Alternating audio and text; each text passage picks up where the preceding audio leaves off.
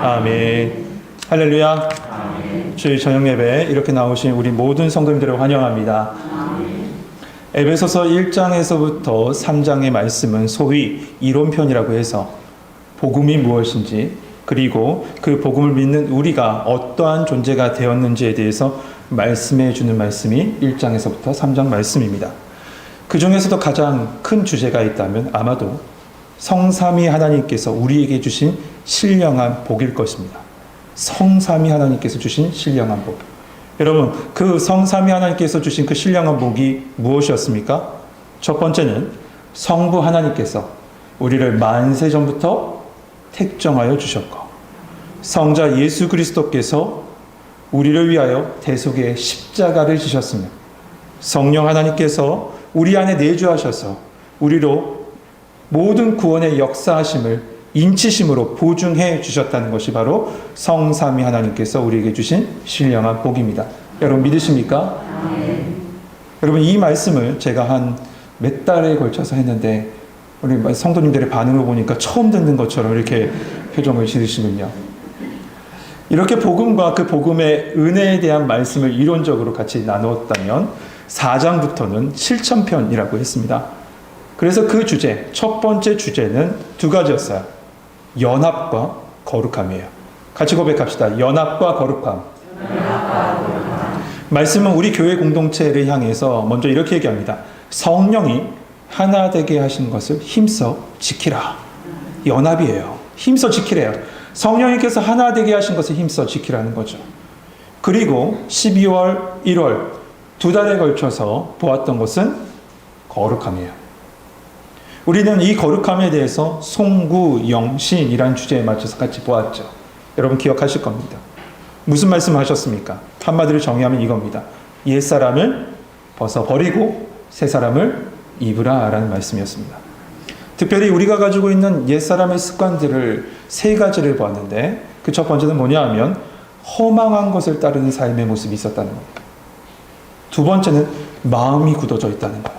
마음이 굳어져 있으니 복음이 들어와도 복음이 들려지지 않고 사람들을 사랑할 수도 없게 되었다는 거죠. 마지막 세 번째는 뭐였습니까? 방탕함과 탐욕이에요. 방탕함과 탐욕을 따라 살아갔다는 겁니다. 그런데 그렇게 누가 살아갔다는 겁니까? 세상 사람들이요? 아니잖아요. 예수 믿는 너희 안에 이런 모습이 있다라고 사도 바울은 우리를 향해서 말하고 있습니다. 그런데 이어서 사도 바울은 이렇게 고민하죠. 17절에 보면 이제부터는 그렇게 살지 마라. 여러분, 이 이제부터는이 얼마나 은혜가 되는지 몰라요. 우리는 쓰러질 수 있어요. 넘어질 수도 있습니다. 솔직히 옛사람의 모습으로 돌아갈 때 얼마나 많습니까? 그러나 우리에게는 이제부터는 이라는 은혜가 있으니 얼마나 감사합니까? 이제부터는. 그리고 말씀하시죠. 이제부터는 썩어져가는 구습을 따른 옛사람을 벗어버리고 새 사람을 입으라 하십니다. 우리는 구정이 있는 것이 너무나도 행복하고 좋습니다. 왜냐? 다시 새해를 맞이할 수 있고 다시 시작할 수 있기 때문에. 다시 맞이하는 새해, 이제부터는 결코 옛 습관대로 살아가는 것이 아니라 주님의 인도하심 속에 새 사람으로 살아가는 우리 성도님 되시길 주님의 이름으로 축복합니다. 그리고 이어지는 오늘 본문부터는 그 새 사람을 입으라 하고 하신 그 새 사람, 그 새 사람의 그리스도인은 어떻게 살아가야 되는지, 그 그리스도인의 삶의 방식에 대해서 이야기하고 있습니다. 오늘 본문에 보면 그 생활의 지침, 삶의 지침을 총 6가지를 말해요. 이것에 대해서 이번 주와 다음 주 2시간에 걸쳐서 같이 말씀을 나누려고 합니다. 그 첫 번째는 25절에 나옵니다. 25절 같이 한번 읽어보죠. 25절 같이 읽겠습니다. 시작.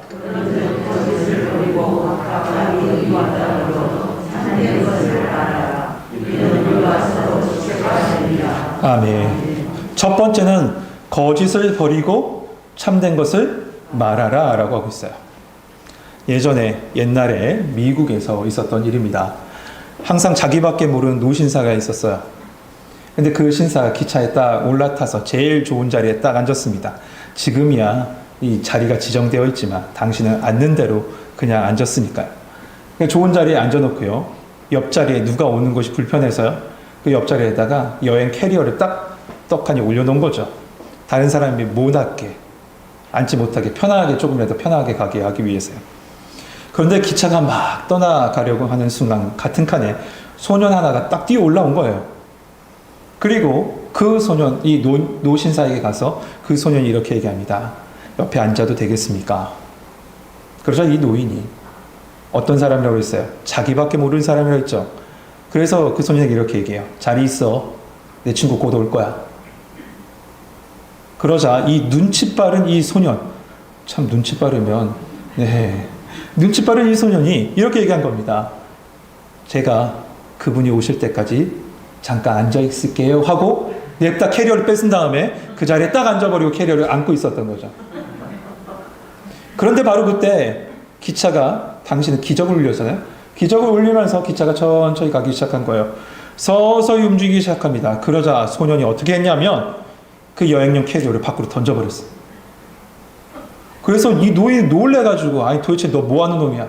이 뭐하는 짓이야? 라고 하자 그때 이 소년이 하는 말이 친구분이 늦으시네요. 기차를 놓치셨으니 가방이라도 놓치면 안 되니까 제가 밖에 던져놨습니다. 무슨 얘기인지 아시겠어요? 참 비싼 거짓말, 그 비싼 값의 거짓말을 한 겁니다. 그런데 이 정도는 양호한지도 모르겠습니다. 요즘 세상은 참 가짜 뉴스들이 많죠. 진실이 아닌 가짜 뉴스로 인해서 어떨 때는 사람의 생명을 잃기도 합니다.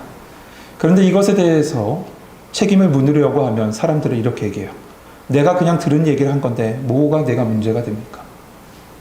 그냥 들었던 것 전한 것 뿐입니다. 나는 그 사람과 상관없습니다. 이런 식으로 반응합니다. 그런데 여러분, 거짓 영이 사로잡고 있는 세상은 그렇다 치고 교회에서도 이런 일이 비일비재하다는 것이 문제죠. 예전에도 말씀드렸지만 여름방학 때였던 것 같아요. 아마 야외에서 예배를 드렸으니까 집회가 있었으니까요. 기도원에 기도하러 올라갔는데 집회를 마치고 내려오는 강사분과 마주쳤습니다. 근데 그 강사이 집회 장소의 바로 밑에다가 고급 자동차를 딱 대놓고 이 기도원 관계자와 나눈 얘기를 듣는 순간 정말 경악을 금치 못했어요. 지금도 기억해요. 올 화이트로 정장을 딱 빼입고 한쪽 손을 주머니에 넣은 채 그 목사님이 하신 말씀이 뭐였냐면 오늘도 한 건 했어. 잘 챙겨. 이게 도대체 뭡니까? 최근에 코로나 시국을 맞이해서요. 이런 얘기가 돌더라고요. 자신에게 와서 기도받고 나면 후유증은 싹 사라진다고. 헌금하고 기도받으러 오라고. 여러분 믿겨지세요? 근데 이게 사실이에요. 이게 지금 한국 교회의 현실이라는 거예요.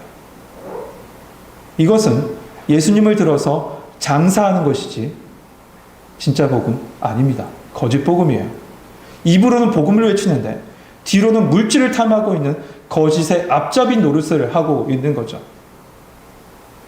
세상은 거짓 논리에 지배당하고 있습니다. 그리고 거짓을 참으로 둔갑하고 살아가긴 하죠. 하지만 말씀은 우리에게 얘기합니다. 너희는 그렇게 살아서는 안 된다고요. 왜 그렇습니까? 우리는 예수 그리스도의 십자가 은혜로 말미암아 옛사람의 모든 것을 벗어버리고 새 사람으로 태어났고 예수 그리스도의 옷을 입은 자이기 때문에 그런 줄 믿습니다. 아멘. 그러므로 성도 여러분, 성도에게 있어서 정직함은 고민거리가 아니에요. 타협거리도 아닙니다. 당연한 거죠. 그런데 그렇게 하지 못한다는 게 문제예요. 예전에 교회 다닌다고 하면 사람들은 조금은 신뢰했습니다. 아, 교회 다니는 사람이 뭔가 다르지 하면서요. 근데 지금은 피한다고 해요. 왠 줄 아세요? 선한 눈을 하고 뒤통수 친대요. 선한 눈을 하고 뒤통수 친대요. 그래서 말씀은 거짓을 버리라 라고 세상 사람들을 향해서 하는 것이 아니라 그리스도인들을 향해서 하고 있습니다. 그런데 말씀 자세히 보세요. 거짓을 버리라 라고 끝나지 않습니다.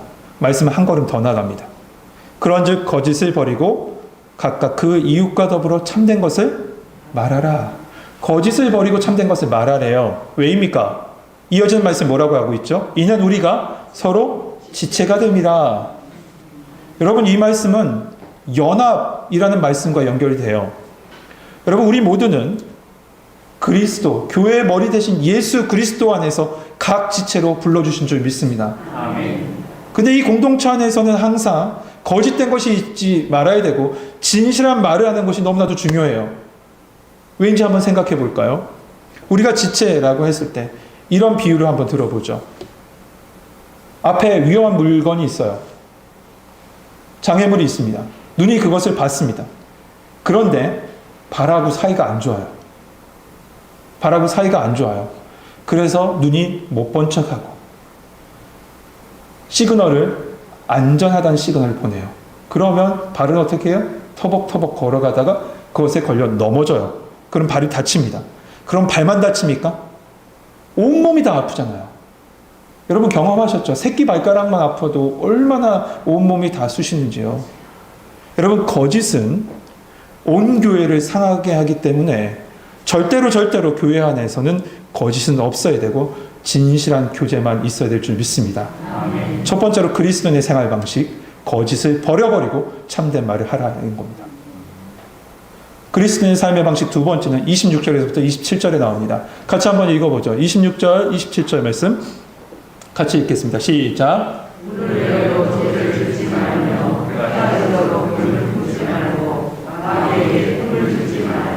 아멘. 여러분, 화내보셨죠? 우리도 화낼 수 있습니다. 자존심 상하게 하거나 손해보는 것을, 손해를 당하게 되면 우리는 종종 화를 냅니다. 그것은 잘못이 아니죠. 어쩔 때는 불의한 일을 보고 나서 의분을 품을 때도 있어요. 요즘 학폭 이야기가 계속 많이 나오던데 그런 걸 보면 저도 화가 나요. 때로는 뭐 블랙박스 같은 이 프로그램을 보면 갑자기 보복 운전하는 사람들 보면 너무 화가 나요. 화를 냅니다. 그런데 심지어 그런 경우라고 할지라도 분을 내는 것은 신중에 신중을 가해야 된다라고 말하고 있는 겁니다. 왜냐하면 우리는 분을 낼 수 있습니다. 하지만 여러분 기억하세요. 우리는 분을 조절할 능력은 없습니다. 통계에 따르면 이 살인을 저지르는 이유 중에 대부분은 분노를 조절하지 못해서라고 얘기하잖아요. 여러분 화를 내보셨죠? 화내신 후에 내가 화내기를 잘했어 라고 생각하십니까? 그런 경우는 거의 없을 겁니다. 대부분은 후회해요. 조금만 참을 걸, 그냥 넘어갈 걸 하면서요. 분노는 상황을 해결하지 못하고 도리어 악화시켜요. 그런데 분노를 내지 말라고 하신 말씀에 중요한 이유가 이어서 나옵니다. 이 말씀 여러분 잘 들으세요. 그것은 뭐냐면 바로 마귀에게 틈을 주는 순간이기 때문에 그래요. 분은 마귀에게 틈을 주는 순간입니다. 같이 고백합시다. 분은 마귀에게 틈을 주는 순간입니다. 여러분, 마귀는 분노의 불꽃이 저 멀리서 딱 튀는 순간, 순식간에 그 옆에 다가와서 옆에서 막 부채질을 합니다. 그리고 그 분의 불꽃을 산을 다 태울 정도의 불꽃으로 불로 크게 만들어버리죠. 그리고 다 타고 나면 옆에서 브라보 하며 박수 칠 거예요. 여러분 기억하십시다. 분을 내므로 가정이 세워지는 것이 아닙니다. 분을 낸다고 기업이 잘 경영되는 것이 아닙니다. 분을 낸다고 교회가 부흥하는 것도 아닙니다. 아무리 열심히 봉사를 하면 뭐합니까? 화를 내버리면 순식간에 다 타서 없어지는데요. 그것이 선한 분노라도 말이죠. 저도 그런 경험이 있습니다. 사실. 그래서 그때를 생각하면 조금 민망하기도 하고 후회스러운 적도 있어요. 여러분들도 그런 경험도 있으실 겁니다. 모세는 화를 참지 못하고 분내서 가나안에 들어가지 못했습니다.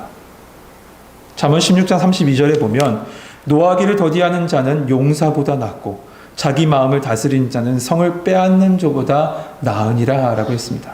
성도 여러분, 새 사람을 입은 성도 여러분, 그리스도의 삶의 방식 두 번째, 여러분의 삶의 방식 두 번째는 분을 내지 않고 온유한 예수 그리스도의 모습으로 살아가는 줄 믿습니다. 아멘. 마지막 세 번째, 세 가지, 6가지니까 반반씩 보죠. 마지막 세 번째는 도둑질입니다. 네, 맞습니다. 도둑질이에요. 28절 말씀 같이 한번 볼까요? 28절 같이 한번 읽어봅시다. 시작.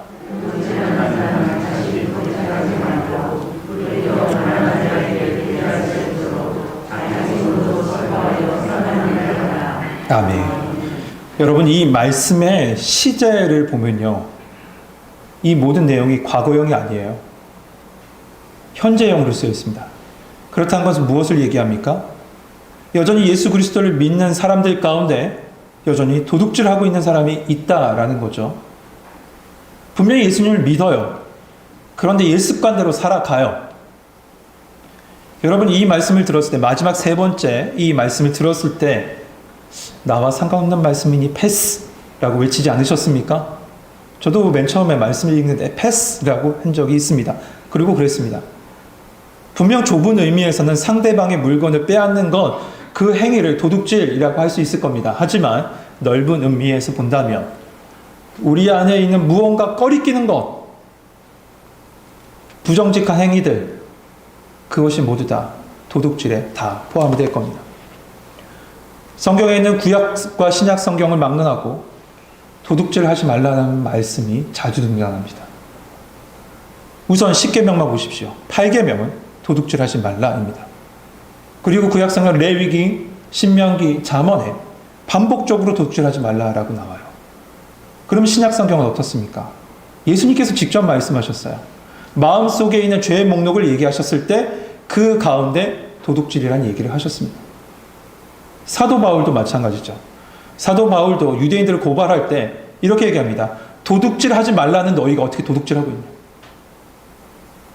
그만큼 여러분, 알게 모르게 우리는 도둑질에 준하는 행위를 하고 있다는 겁니다. 그리스도인임에도 불구하고죠. 그래서 도둑질 하지 말라라고 사도 바울은 아주 강하게 지금 세 번째 목록으로 이렇게 얘기하고 있는 거예요. 그런데 성도 여러분, 그리스도인은 죄악된 것을 하지 않는 것으로, 하지 않는 삶으로 끝나지 않아요. 오늘 말씀을 쭉 보셨죠? 뭐 하지 말라로 끝났습니까? 아니잖아요. 한 단계 더 나갔어요, 꼭. 말씀은 우리 그리스도인은 뭐 하지 말라로 끝나는 것이 아니에요. 한 단계 더 나가서요.